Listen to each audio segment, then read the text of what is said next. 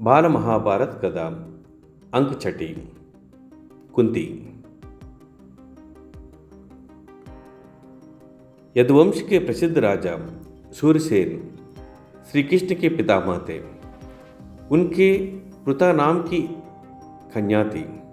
उसके रूप और गुणों की कीर्ति दूर दूर तक फैली हुई थी। सूरसेन के फुफेर भाई कुंती भोज के कोई संतान ना थी। सूरसेन ने कुंती भोज को वचन दिया था कि उनकी जो पहली संतान होगी उसे कुंती भोज को गोद दे देंगे। उसी के अनुसार सूरसेन ने कुंती भोज को पृथा गोद दे दी। कुंती भोज के यहाँ आने पर पृथा का नाम कुंती पड़ गया। कुंती के बचपन में ऋषि दूर्वासा एक बार कुंती भोज के यहाँ पधारे। कुंती ने एक वर्ष तक बड़ी सावधानी व सहनशीलता के साथ उनकी सेवा शुश्रूषा की। उसकी सेवा टहल से दूर्वासा ऋषि प्रसन्न हुए और उसे उपदेश दिया और बोले, कुंती भोज कन्ये, तुम किसी भी देवता का ध्यान करोगी तो वह अपने ही समान एक तेजस्वी पुत्र तुम्हें प्रदान करेंगे। इसी प्रकार सूर्य के संयोग से कुमारी कुंती ने सूर्य के समान तेजस्वी एवं सुंदर बालक को जन्म दिया। जन्मजात कवच और कुंडल से शोभित वही बालक आगे चलकर शस्त्रधारियों में श्रेष्ठ कर्ण के नाम से विख्यात हुआ। लेकिन अब कुंती को लोक निंदा का डर हुआ। उसने बच्चे को छोड़ देना ही उचित समझा। इसलिए बच्चे को एक पेटी में बड़ी सावधानी के साथ बंद करके उसे गंगा की धारा में बहा दिया। बहुत आगे जाकर अतिरथ नाम के एक सारथी की नज़र उस पर पड़ी। उसने पेटी निकाली और खोलकर देखा तो उसमें एक सुंदर बच्चा सोता हुआ मिला। अतिरथ निस्संतान था। बालक को पाकर वह बड़ा प्रसन्न हुआ। सूर्यपुत्र कर्ण इस तरह एक सारथी के घर पलने लगा। इधर कुंती विवाह के योग हुई।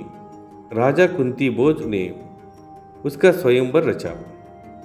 उससे विवाह करने की इच्छा से देश विदेश के अनेक राजकुमार स्वयंवर में आए। हस्तिनापुर के राजा पांडु भी स्वयंवर में शरीक हुए थे। कुंती ने उन्हीं के गले में वरमाला डाल दी। महाराज पांडु का कुंती से ब्याह हो गया और वह कुंती सहित हस्तिनापुर लौट आए। उन दिनों राजवंशों में एक से अधिक ब्याह करने की प्रथा प्रचलित थी। इसी रिवाज के अनुसार पितामह भीष्म की सलाह से महाराज पांडु ने मद्दराज की कन्या माद्री से भी ब्याह कर लिया।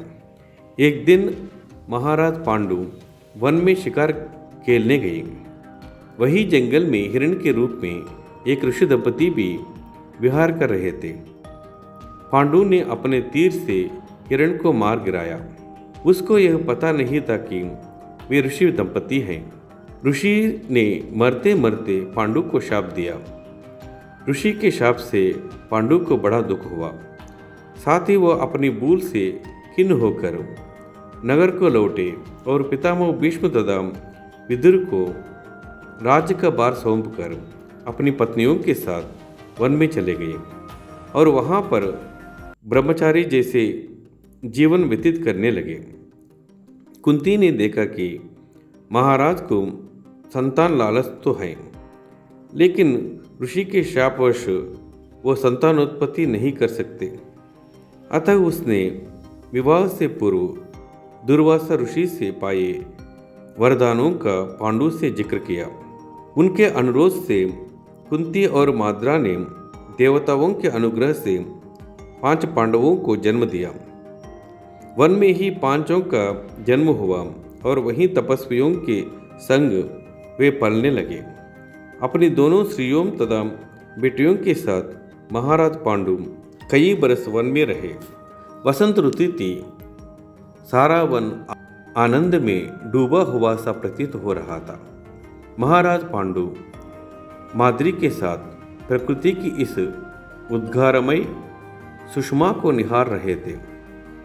ऋषि के शाप का असर हो गया। तत्काल उनकी मृत्यु हो गई। माद्री के दुख का पार न रहा। पति की मृत्यु का वो कारण बनी। यह सोचकर पांडु के साथ ही वो भी मर गई। इस दुर्घटना से कुंती और पांचों पांडवों के शोक की सीमा ना रही। पर वन के ऋषि मुनियों ने बहुत समझा बुझाकर उनको शांत किया और उन्हें हस्तिनापुर ले जाकर पितामह विष्णु के सुपुर्द किया। युधिष्ठिर की उम्र उस समय 16 वर्ष की थी। हस्तिनापुर के लोगों ने जब ऋषियों से सुना कि वन में पांडु की मृत्यु हो गई है तो उनके शोक की सीमा ना रही। पोते की मृत्यु पर शोक करती हुई सत्यवती अपनी दोनों विधवा पुत्र वधुओं अंबिका और अंबालिका को साथ लेकर वन में चली गई। तीनों वृद्धाएं कुछ दिन तपस्या करती रही और बाद में स्वर्ग सिधार गई। अपने कुल में जो चल प्रपंच तथा अन्याय होने वाले थे उन्हें ना देखना ही संभवतः उन्हें उचित समझा। अगला अंक 7वां है भीम।